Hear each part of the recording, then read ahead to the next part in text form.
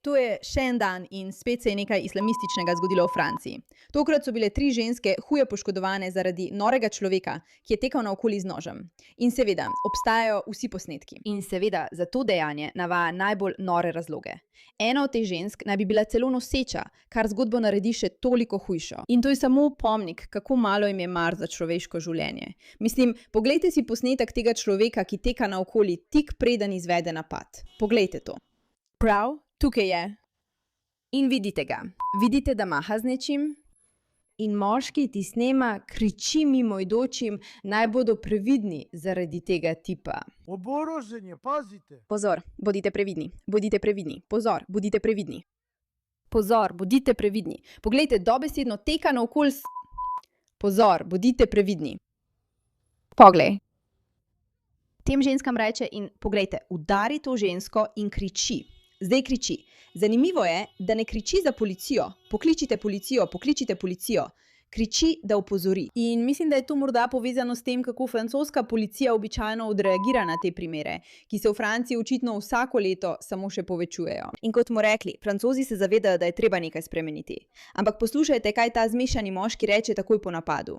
Dobrodošli v oddaji Pushback, sem Meira K, vaša voditeljica. Dovolj imamo. Resnično imamo dovolj. In če imate tudi vi dovolj medijev, ki vam lažejo, te naraščajoče norosti, potem ste našli svoje ljudi. Zato se naročite na kanal in bodite pozorni na zelo razburljivo obvestilo. Francija zdaj sprejema resne, drastične ukrepe, da bi to poskušala rešiti, ker ljudje spoznavajo, da jim je bilo servirano nekaj, kar ni resnično in da niso rasisti. Če jih dejansko preprosto ne sprejmejo, to nekako ni več res. Ampak poslušajte, kaj pravi. Hej, ne bojte se, tukaj ni policije!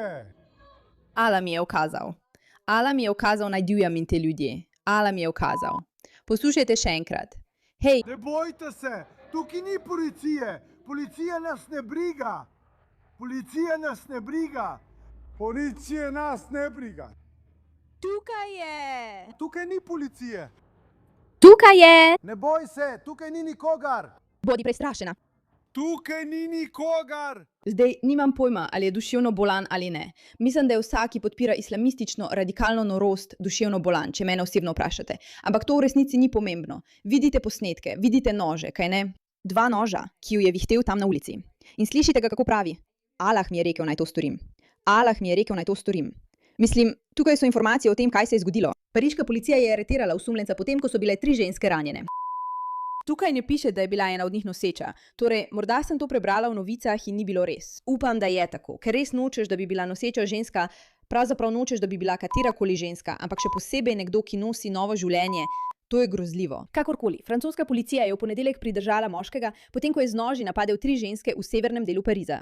Notranji minister je novinarjem povedal, da je moški napadel 3 ženske, stare 19, 24 in 36 let, z 2 kuhinjskima nožema ter 2 izmed njih huje ranil. Policist izven službe je v ponedeljek pridržal tega moškega, potem ko je domnevno, pravzaprav nedomnevno, saj smo to videli, napadel in ranil 3 ženske z 2 kuhinjskima nožema. Minister in policija sta povedala, da identiteta osumljenca in njegov motiv nista bila tako jasna. Mislim, da sta bila tako jasna, ko je rekel, Allah me je prisilil, da sem to storil. To je precej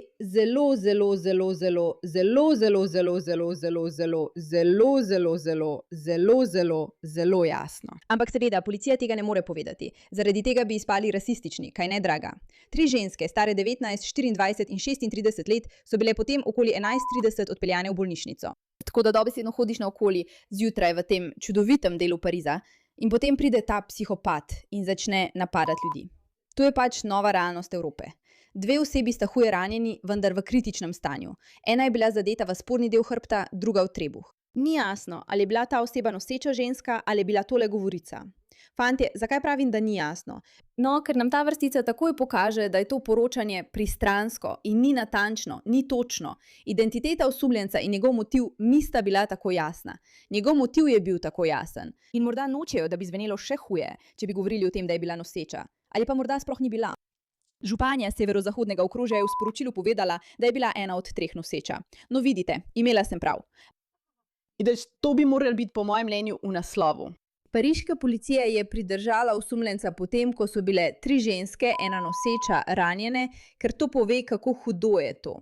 Njegov motiv je bil, Allah mi je rekel, naj to storim. Vse te stvari bi morale biti v ospredju, če bi bili mediji dejansko natančni. Nina je povedala, da je osumljenca prijel policist izven službe. Natakarica, stara 50 let, je povedala, da je takrat pomivala posodo. Torej, moški je šel mimo z 2 nožema in 3 ljudmi. Nato ga je mladenič z majhnim kovčkom udaril po hrbtu in ga podrl na tla. Ta moški je junak. Kako mu je ime? Kako ga počastimo? Nato je natakar iz bližnje restavracije nanj postavil stol. Osumljenec je izrekel nerazumljive izjave. Nina je ponovno opozorila, naj ne hitimo zaključki glede njegovih motivov. Ja, res. Nerazumljive izjave.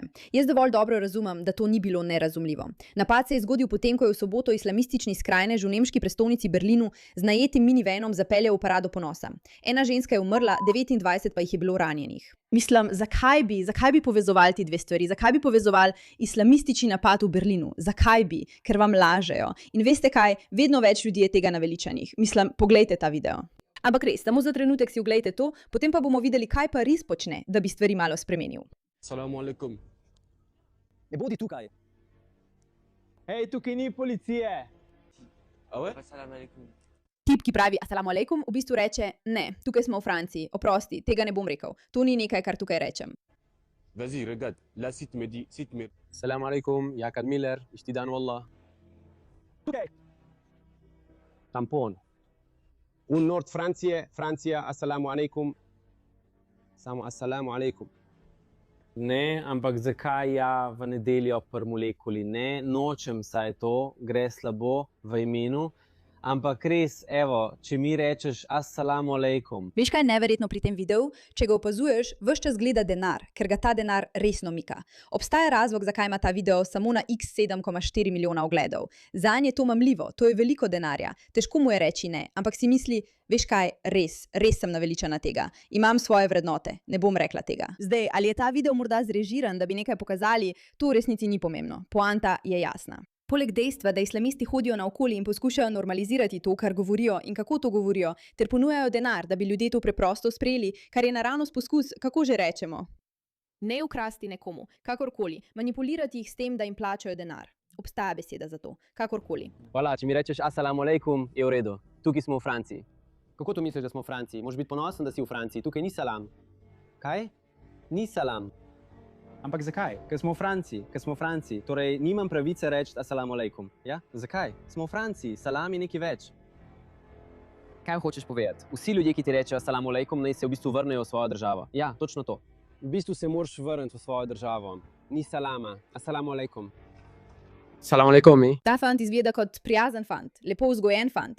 In dejstvo, da je pripravljen to reči, bi nekoč veljal za izjemno rasističnega. In kako si drzne? In nikoli ne veš, kakšne bodo posledice tega videa, če bi ga odpustili. Tega še ne vem in bom preverila, bog daj. Ampak to, kar tukaj vidite, je sprememba.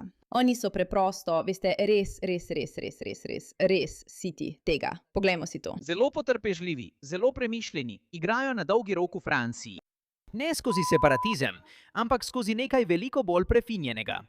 Infiltrirajo šole, lokalne oblasti, dobrodelne organizacije in mošeje, preoblikujejo francoske institucije od znotraj navzven, eno sosesko za drugo. To je sistem, ki ga je muslimanska bratovščina uporabila, da bi nekako prevzela Francijo.